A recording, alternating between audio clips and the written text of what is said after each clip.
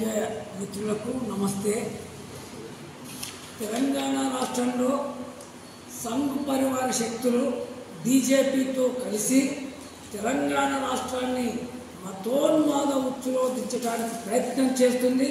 కాబట్టి ఆ ప్రయత్నాల నుంచి తెలంగాణను కాపాడటం కోసం 10 కమ్యూనిస్టు పార్టీల ఆధ్వర్యంలో పెద్ద ఎత్తున ఆందోళన కార్యక్రమాలు నిర్వహించాలని చెప్పి నిర్ణయించడం జరిగింది. ముఖ్యంగా మన తెలంగాణ రాష్ట్రంలో దాదాపు ఇప్పటి వరకు 120 దళితుల మీద కానీ గిరిజనుల మీద కానీ దాడులు జరిగితే, కులం పేరుతో జరిగితే ఏ దాని మీద వాళ్ళు ఒక్కసారి కూడా స్పందించలేదు. కానీ ఒక్క నాగరాజు విషయంలో 120లో 119 పక్కకు పెట్టేసి నాగరాజు విషయంలో మాత్రమే అది నేరస్తుడు ముస్లిం కాబట్టి దానికి వ్యతిరేకంగా పెద్ద ఎత్తున ఆందోళన చేయడానికి ఎమ్మెల్యేలు ఎంపీలు అందరూ కలిసి బయటకు రావడం జరిగింది. అంటే వీళ్ళకి కావాల్సిందల్లా ముస్లిం వ్యతిరేకతనే తప్ప మరొకటి కాదు. దేశంలో అనేక రకాలుగా ధరలు పెరుగుతున్నాయి, ఉద్యోగాలు లేవు, నిరుద్యోగం పెరుగుతుంది, రైతులకు ధరలు లేవు. వీటి మీద ఎప్పుడు కూడా వాళ్ళు పోరాటాలు చేసినటువంటి పరిస్థితి లేదు. ముఖ్యంగా బీజేపీ అధికారంలోకి వచ్చిన తర్వాత ఈ మతోన్మాదాన్ని పెంచడానికి అనేక రకాల ప్రయత్నాలు చేస్తున్నారు. దాంట్లో వాళ్ళు విజయవంతమవుతున్నారు. ఒకటి మెజార్టీ హిందువులమైన మా ఓట్లు ఎక్కువ ఉంటాయనేటటువంటి దాని మీదనే వాళ్ళు ఆధారపడుతుంది తప్ప ఈరోజు మందులు లేక చనిపోతున్నటువంటి మెజార్టీ హిందువుల గురించి వాళ్ళు ఏనాడు మాట్లాడలేదు. తిండి లేక చనిపోతున్న మెజార్టీ హిందువుల గురించి మాట్లాడలేదు. అదేవిధంగా అప్పుల పాలై ఆత్మహత్యలు చేసుకుంటున్న హిందువుల మీద వాళ్ళు మాట్లాడలేదు.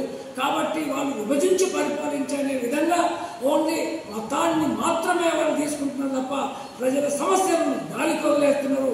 కాబట్టి ప్రజల సమస్యల్ని ప్రధానంగా ఎజెండా మీదకి తీసుకొచ్చి వాళ్ళ మతోన్మాద చర్యల్ని ఖచ్చితంగా ప్రజలందరికీ వివరించడానికి ఈ నెల 17వ తారీఖు నాడు నిజామాబాద్లోని ప్రెస్ క్లబ్లో 10 ఎర్రజెండా పార్టీల ఆధ్వర్యంలో సదస్సు ఉంటుంది. కాబట్టి ఈ సదస్సును విజయవంతం చేయడానికి ప్రజలు, అదేవిధంగా ప్రజాస్వామికవాదులు, విద్యార్థులు, మేధావులు, కార్మికులు, కర్షకులు అందరినీ రావాలని చెప్పి ఈ సందర్భంగా సిపిఐఎం ప్రజాబంధ మాస్ ర్యాలీగా మేము ప్రజలకు విజ్ఞప్తి చేస్తున్నాం. మత ప్రమేయం లేనటువంటి లౌకిక రాజ్యమైనటువంటి భారతదేశంలో ఎవరిది వారు పూజలు పురస్కారాలు చేసుకొని ఆయా దేవులను మొక్కుకోరా, వాటిని ఏం చేసుకుంటారో వాళ్ళ ఇష్టం. కానీ ప్రజల మీద రుద్దేటువంటి కార్యక్రమాలు ఏవైతే చేసి ప్రజల మీద రుద్దడమే కాకుండా ఇంకొక మతాన్ని కించపరిచే రకమైనటువంటి విధానాలు ఈ భారతదేశంలో కోకొల్లలుగా జరుగుతూ ఉన్నటువంటి పరిస్థితి. కాబట్టి వీటన్నింటినీ మతోన్మాద విధానాన్ని వ్యతిరేకిస్తూ లౌకికాన్ని రక్షించాలనే ఆలోచనతోని సుమారుగా ఎర్రజెండా పార్టీలన్నీ కలిసి ఈ పరిస్థితిని, ఈ ఆందోళన కార్యక్రమం రూపొందించడం చాలా మంచి విషయం. అదే రకంగా 17వ తారీఖు నాడు నిజామాబాద్లో జరిగేటువంటి కార్యక్రమానికి అన్ని రకాల ప్రజలు, అన్ని రకాల మతాలు కలిగినటువంటి వాళ్ళందరూ పాల్గొని వాటి విషయాలన్నింటినీ విని దాన్ని విజయవంతం చేయడానికి ప్రయత్నం చేయాలని చెప్పేసి తెలియజేస్తుంది.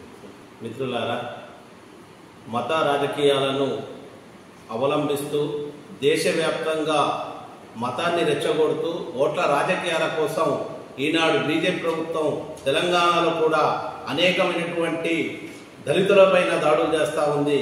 ఆ దాడుల గురించి మాట్లాడేటటువంటి పరిస్థితి లేదు. అట్లాగే ఇవాళ దేశంలో చూసుకున్నప్పటికీ జార్ఖండ్లో ఆదివాసులపై 10,000 మందిపై ఇవాళ దేశద్రోహ కేసులు పెడితే ప్రభుత్వం కూడా స్పందించకుండా ఉంది. ఇదే ప్రభుత్వం కేసులు పెడతా ఉంది.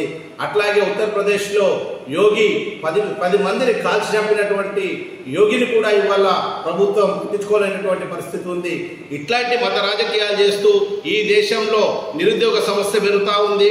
మేము ఏటా 2 కోట్ల ఉద్యోగాలను కల్పిస్తామని చెప్పి ఇప్పటికే 3 దఫాలుగా ప్రభుత్వం వచ్చినటువంటి బీజేపీ ప్రభుత్వం ఇప్పటికి కూడా వాళ్ళు ఉద్యోగ అవకాశాలని కల్పించలేనటువంటి పరిస్థితి ఉంది.